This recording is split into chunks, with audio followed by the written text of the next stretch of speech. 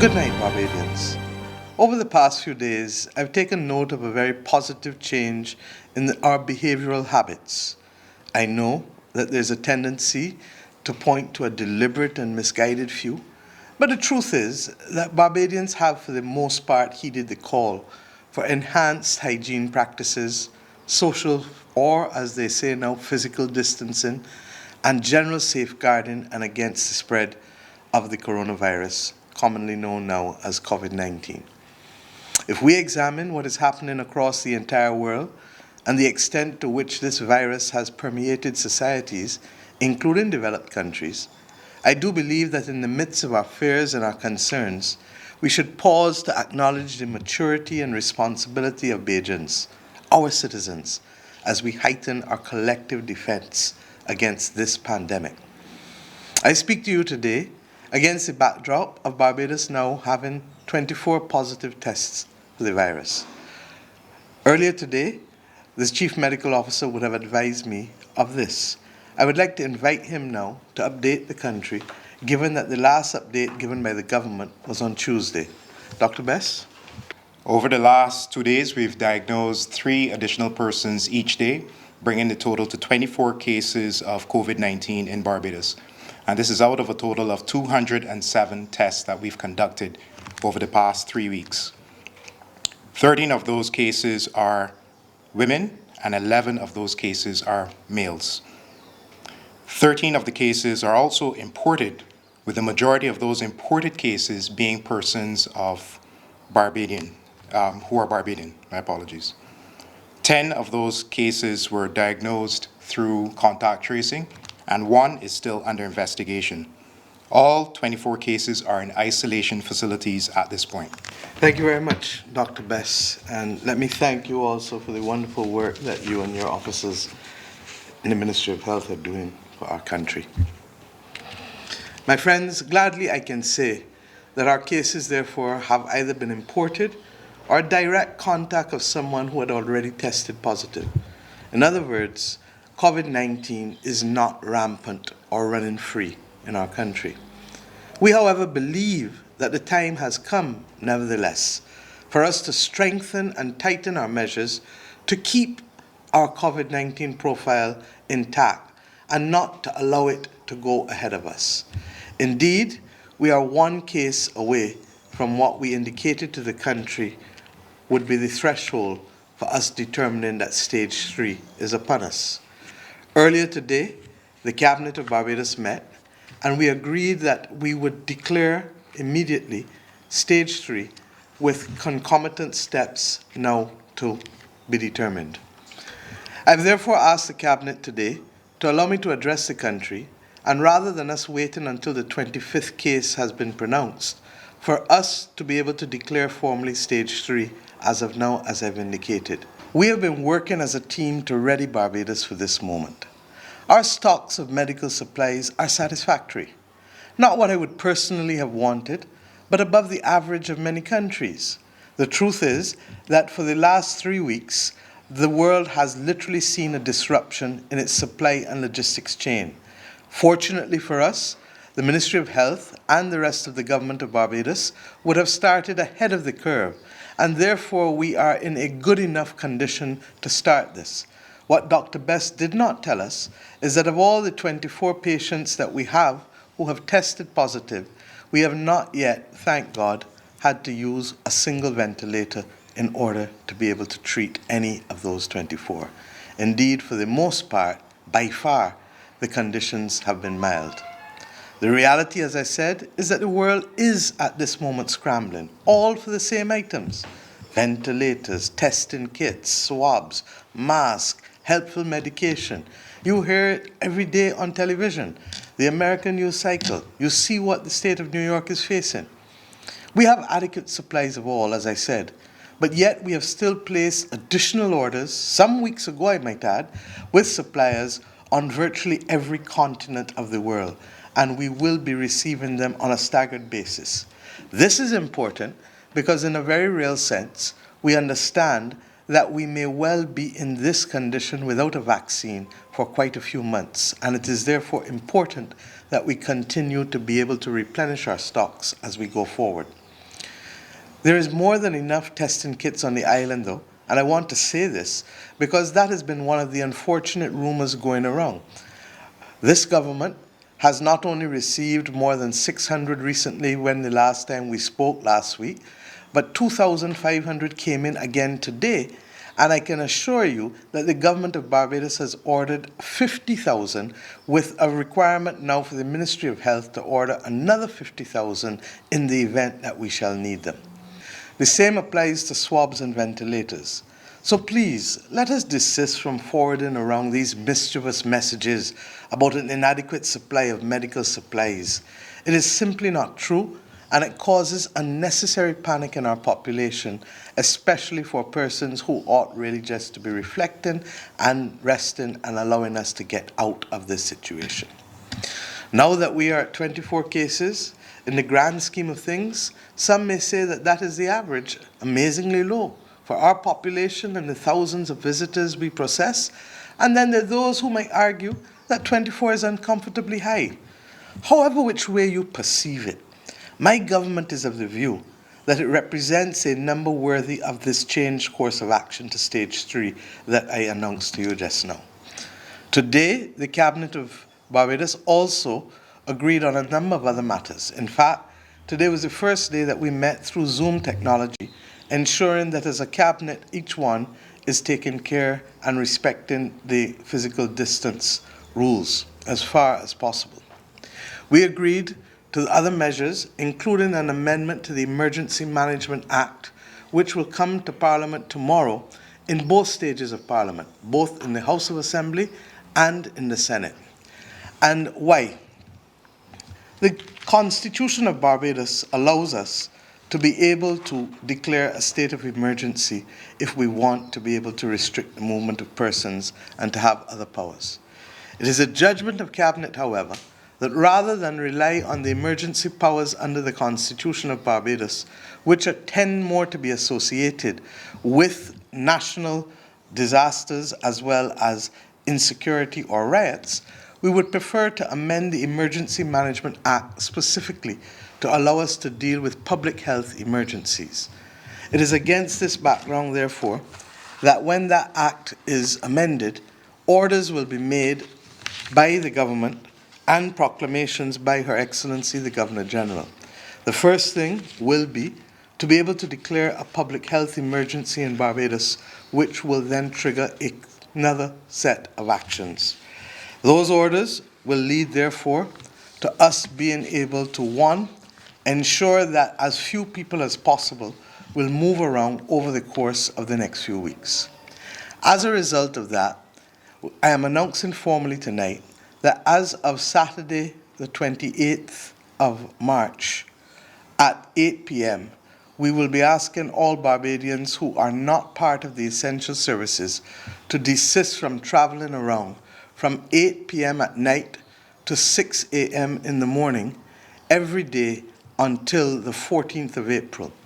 To be absolutely clear, the first day when 24-hour movement will be allowed for all persons again, unless further extended, will be Wednesday, the 15th of April. As a result, it therefore means that other than essential services, and essential services are intended, of course, to include the uniformed organizations of Barbados, security organizations, Royal Barbados Police Force, the Fire Service, the prison, immigration, the customs officers, medical profession and paramedical profession and caregivers, hospital providers, the provision of electricity, telecommunications, media and broadcasting services, the provision of essential transport, the collection, storage, purification or distribution of water by the public or any section of the public, the collection, storage, treatment and disposal of sewage or garbage or refuse, indeed, and regrettably, the removal, handling of persons and handling of persons who have passed away. Those are essential services. Apart from essential services, there will be a number of services that will be allowed to operate during the course of the day, from 6 in the morning till 8 p.m. within that time frame, but the hours will differ. I expect the Honorable Attorney General Dale Marshall to be able to address this along with the Tsar, Mr. Richard Carter, and then, of course, the Minister of Health, the Honorable Jeffrey Bostic, as well as the Chief Medical Officer tomorrow, once both stages of Parliament, the bill has passed both stages of Parliament, such that Barbadians may have greater details on what will apply from Saturday night, 8 p.m. But to give you a sense of some of the things that will be allowed still to operate, of course, there will be groceries, grocery stores, pharmacies, restaurants, only for takeaway or drive-through, shops, commercial bakeries, butcher shops, abattoirs, the fishermen, the farmers, gas stations, and then critical areas in the government will operate for those who are not working at home, critical ministries, and we will identify all of them for you such that you know that between 9 a.m. and 2 p.m., critical government departments will remain open to service members of the public. While there will therefore be some activity remaining between 6 in the morning and 8 p.m. at night, we are appealing to all Barbadians to please minimize the number of times you need to go outside. Persons have done well thus far. We can continue to do well if we hold each other's back up at this very critical time. And this period of time can be seen by some of you as a vacation, by others as a moment to recharge, by others as a chance to read and to do other things that you wanted to catch up with in your garden or around your house for a long time. But what we need you to do is to stay off the road as far as possible. If I were speaking Bajan, I would say stand in the house. So however which way you want to take it, that is the clear message, other than those who are required to be out there, or other than when you need an essential commodity or food that is critical. Against that background, I also want to say that the country has the food and the groceries will be open, so that there is no need for any mad rush as a result of the imposition of these restricted hours for movement, because in any event, they are from 8 p.m. to 6 a.m. in the morning. I'm also pleased to announce that there has been considerable follow-up, and several of the initiatives that we have spoken about over the course of the last few weeks have been implemented or on course to being implemented in a timely, efficient, and convenient manner. In particular, I refer to some of the measures that I would have announced last Friday evening. Yesterday, I met with the Welfare Department and the Household Mitigation Unit and the Ministry of Finance to give Barbadians the opportunity who depend on these services that we have not forgotten them. Indeed, the Welfare Department advised me that checks would have gone out on Tuesday and that normally people would not have cashed checks until Friday or next week, but we are asking persons to continue to cash whenever they can, even though banks will be open during the period of this restricted activity in our country. Similarly, we are now in the process of finding the best mechanism to be able to help the vulnerable families. And against that background, I really do want to thank the considerable people who are beginning to come forward offering to help the government help as many Barbadian families as possible with respect to this matter of the support through the Adopt Our Families program. Barbados has, my friends, from the very outset, followed the World Health Organization approved and stipulated formula and approach to the management of this virus. And in these stages, we have been very, very clear as we've gone forward. As we have now reached stage 3, it would be useful for members of the media to be able to carry the country through these 3 stages again and what was required at each level. We are also going to ensure that if necessary, we will make available testing at other locations that will be announced by the Minister of Health or the Chief Medical Officer in the next day or 2 during this restricted period of activity. I'm happy that over the course of the last few days, much of what I've announced tonight has been the subject of extensive consultation with our social partners. Indeed, included in that is specifically the range of activities that will be viewed as essential and those that will be allowed even though not essential. The Attorney General will reinforce tomorrow night, and when he speaks again, that there is still always the possibility for persons to apply to government for additional exemptions as may be necessary. I want to make it absolutely clear, my friends, that in the matter of that 8 to 6 a.m. restricted activity curfew, the government of Barbados is not playing. Law enforcement shall be instructed to apply and enforce the law fairly, transparently, and without fear. All persons not falling within the stated ambit of essential services and not having good reason for being on the road after 8 p.m. and before 6 a.m. shall be dealt with in accordance with the spirit and the intent of the law. It would be useful for us to note that as of this hour, more than 1/4 of the world's population is on what can be referred to as lockdown for their own good, for our own good. We have taken this decision, as I said, in advance of our stated 25-count benchmark because we want to keep ahead of the epidemic. Because as countries across the globe are discovering, it's really impossible to catch up if new cases are constantly being recorded. So it is time to pause, calm down. Barbadians, COVID-19 can only spread in our country if persons resident here therefore maintain the type of physical interactions that the WHO and other agencies have frowned upon, that your government has frowned upon. And I call on you therefore to honor and respect the measures we are putting in place to safeguard and protect you. Even as Parliament meets tomorrow, the truth is that we are going to have to ensure that not all members of Parliament be on the floor in order to be able to have the adequate physical distances that are necessary to be able to allow us to be safe as we meet to do the people's business on this occasion. I want to also say to you that if anyone or any family of yours is feeling overwhelmed or falling short of the vital necessities for whatever reason, we've tried to put a special hotline in place, and we will try to help as many people as possible. Once again, the officials in my government will make known all of those hotlines, whether it is for the persons who are requesting immediate medical help, as has been happening for the last, 2-3 weeks, whether it is for the elderly who need particular attention in order to be able, especially those who are living alone, or whether it is other questions that you may want to have answered.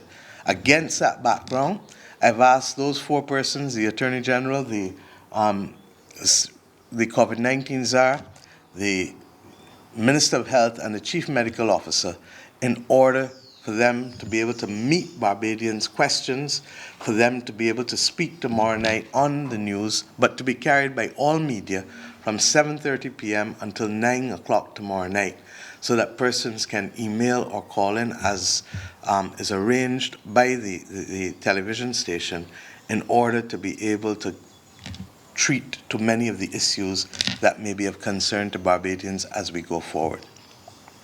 Bottom line, Bajans have to hold each other up. I've said it to you before, I'm saying it to you again.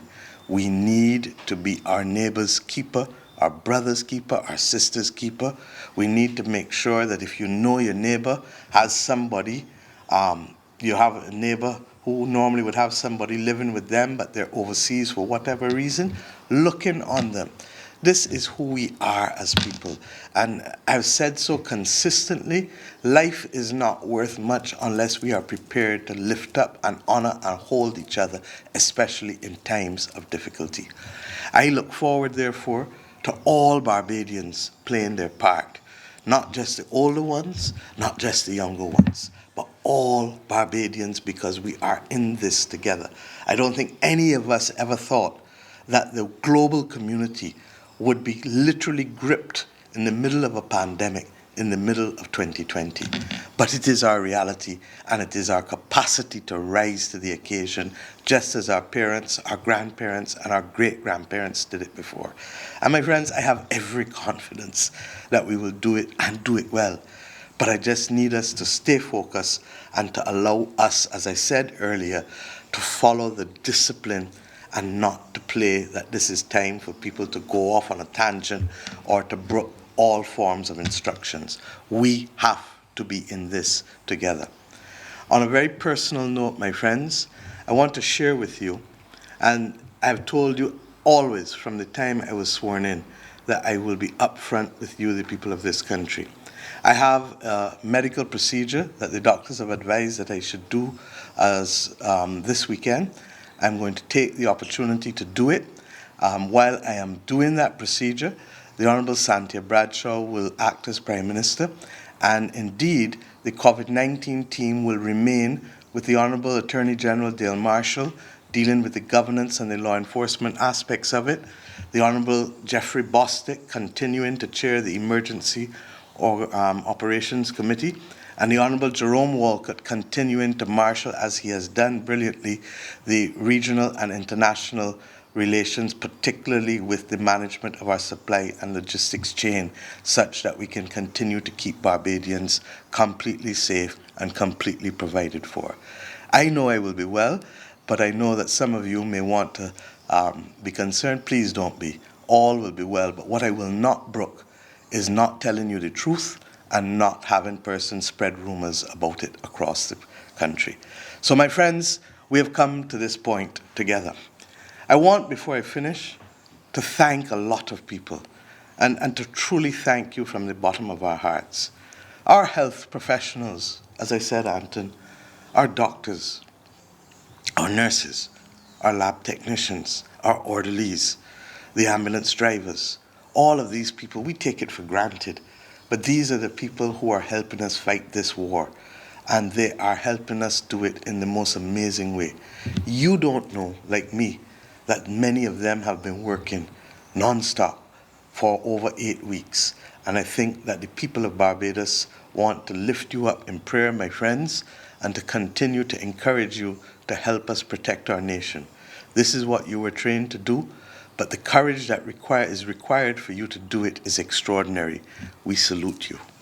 I also want to thank those in the supermarkets packing the shelves, taking the cash at cashiers, those in the markets, those who have worked beyond the call of duty in spite of all kinds of pressures to be able to allow Barbadians to go about their business as far as possible, taking the necessary precautions, but making sure that they can still add value to their day in a way that they had intended to.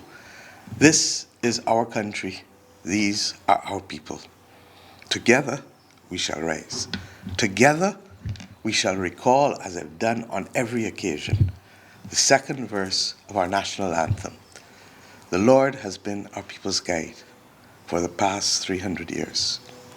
With him, still on the people's side, we have no doubts nor fears. I will see you next week. Thank you.